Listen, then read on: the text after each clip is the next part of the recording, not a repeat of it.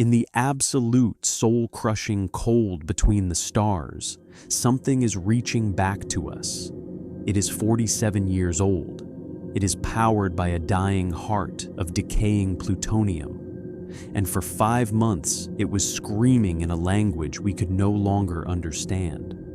This is Voyager 1, the furthest any human object has ever traveled.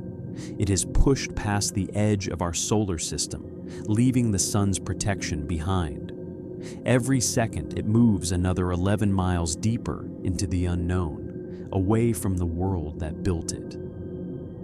It is currently drifting through the interstellar void, a place of total blackness where our sun is reduced to nothing more than a tiny, flickering candle in the distance. But recently, this journey of discovery turned into a digital ghost story.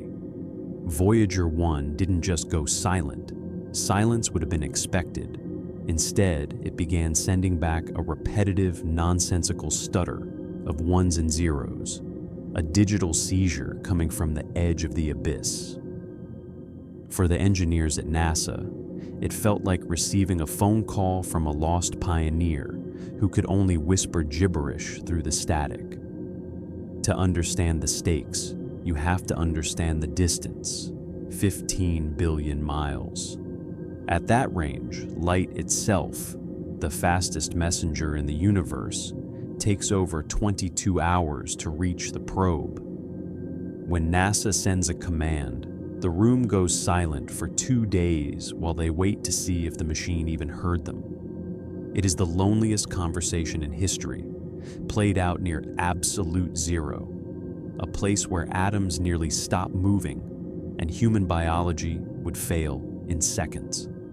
There is no warmth, no sound, and no hope for rescue. For months, the team was debugging a ghost. They were poking at a machine built in the 70s, a computer with less processing power than the remote that unlocks your car.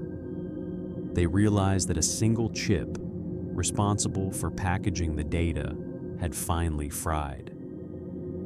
The impossible idea wasn't just that the hardware died, it's that we tried to fix it from Earth. This is the ultimate test of human ingenuity. Imagine performing open-heart surgery on a patient who is nearly a day away by light speed, using a manual written in a language that modern engineers haven't touched in decades. There is no reset button. There is no one out there to swap a part. If you make one mistake, the furthest messenger of humanity is lost forever. In April, they tried a final Hail Mary. They moved the damaged code to a new location in ancient memory. They beamed the command into the dark. They waited 22 hours for it to arrive. Then they waited another 22 hours for a response. The silence in the control room was heavy enough to feel. And then the stutter stopped. Through the static, Voyager 1 began speaking clearly again. It started reporting on plasma waves and magnetic fields, data that no other human instrument will see for centuries. Voyager 1 is dying. It carries the golden record, a time capsule of our voices, our music, and the sound of wind and thunder, destined to outlive our civilization by billions of years. Eventually, its power will vanish, and it will become a silent tomb drifting for eternity. But for now, the ghost is back. The signal is clear. And against every law of probability, the furthest human ever got is still talking to us. The signal lives on. Goodbye.